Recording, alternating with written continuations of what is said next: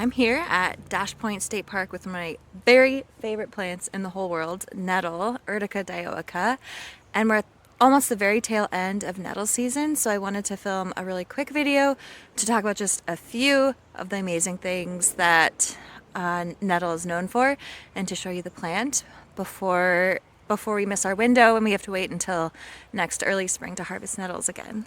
This is nettle. It looks a lot like a mint and it has a lot of the same characteristics. It has these opposite leaves where the leaves, these two pairs of leaves come out right across from each other on the stem. It has a square stem just like all the mints do. And it has these serrated leaves that a lot of the mints do as well. The flowers look completely different, but before it flowers it could easily be mistaken for a mint. The reason the nettle season is almost done is because most people agree that nettle is best to harvest before the plant starts flowering. These plants are not flowering yet. I'll find another plant that is flowering to show what that looks like. But the constituents change in every plant when the plant flowers, and nettle can be a little bit harsher after it flowers, so we like to harvest it before that point. So, nettle is one of the best food plants. That's mainly what I use it for, is more as a food than as an herb. It's super high in minerals. It's one of the highest protein plants that are around. It's just really one of the best plants to just gorge in early spring because it's so packed full of vitamins and minerals after a winter time of, if you're like me, eating a lot of cheese and bread.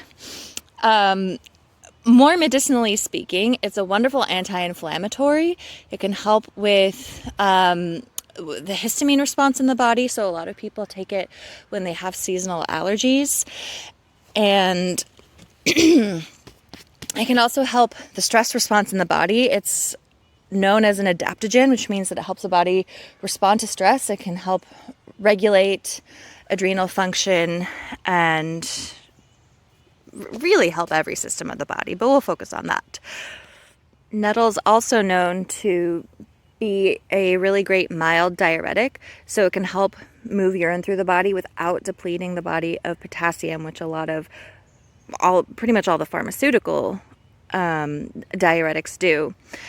And because it is so nutritive, it can really help build up the blood in cases of anemia, and it can help build the milk supply just by building the nutrients in the blood and helping the formation of milk.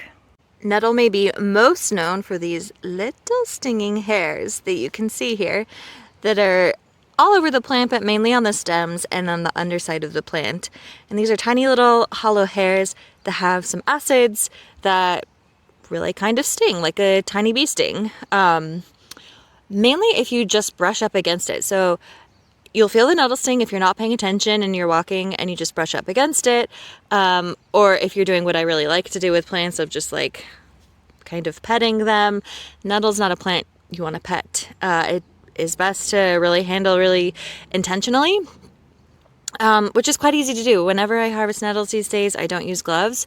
I just grasp it kind of hard and then take my little scissors, and I always cut right here above a node, because then nettle has a really good chance of sprouting two stems from here, so you can keep harvesting. They're a great plant to consume all throughout pregnancy. Can help with nutritional needs, can help prevent anemia, can help set your body up to be really well nourished, so you have a great milk supply. Kids tend to really like it. It has a distinct flavor that, as I said, I have really not a lot of idea of how to describe. But it's good. I feel like my body just knows that I'm doing something super good for it whenever I eat or drink nettles. If you don't want to just take it right home and cook it for dinner like I'm doing tonight, you can dry it. Drying nettles inactivates most of the stingers, but you probably still want to be a little careful. Just got a little stung right there because I wasn't being careful. A little careful of the stingers. Oh, these are baby ones. if you dry it, you can use it to make tea and infusion. You can also make tincture out of it by chopping it up real small with a big chef knife or in a food processor, covering it with some alcohol. You can cover it, instead of alcohol, with vinegar, just like apple cider vinegar, and that'll help draw out a lot of the really amazing nutrients and minerals from the nettle. You can also use your technique of picking it intentionally to eat it raw. So grasp it, use your fingernail. I'm using one hand with the camera, so I'm going to use my body to help fold it. And fold it a couple of times into a little packet. And just get ready to stick that whole little packet right between your teeth. You don't want to put a whole raw leaf with the little hairs on your tongue, because then your tongue will get stung. But just like this.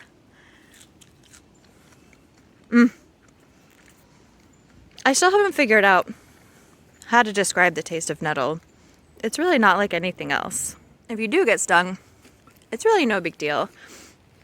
There's some people say that if you rub the spores of a sword fern, it can help with the sting, or there's some other ideas. I really find that I get stung way less when I pick them barehanded. Here's a nice little grove of them. Get stung way less when I pick them barehanded. And then I kind of just use my mindfulness practices and feel this little tingly sensation. And before long, like 20 minutes maybe, it changes from a sting to really kind of a warm, pleasant sensation. So I recommend not being too worried about getting stung, and instead just enjoy the process of picking nettles and all the amazing things you can cook with them. Here's a nettle plant that's a lot farther along in its life cycle. This is up to almost my chest, and you can see these are the flowers. If you're not sure what you're looking for, you might not even recognize them as flowers, but there's these little light green structures that come out from the leaf axils, like the armpit of the plant. And once it gets to this point, you want to leave it and let it propagate by seed and by rhizome so it can make more nettles. Other ways to deactivate the stingers in nettles are just to mechanically mash it up. So when I just shoved it right into my teeth, as soon as I started chewing, the stingers were no longer an issue.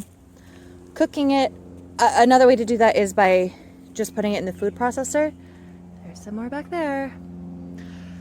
Giving it a quick whirl in the food processor will really quickly get rid of the stingers.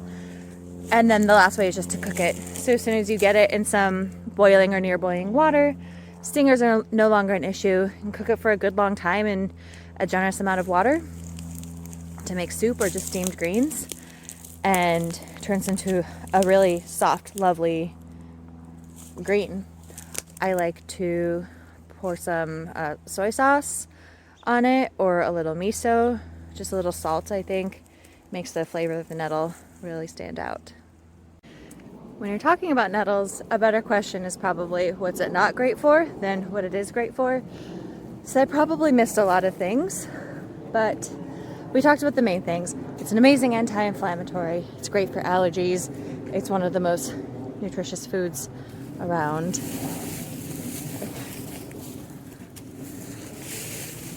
Can help milk production, help stress and the adrenals, and there's no reason not to eat it. Fresh, or you can buy it dried in lots of places. Don't hold back with the nettles. Enjoy the rest of this nettle season. Probably another couple of weeks until we have to wait until next year.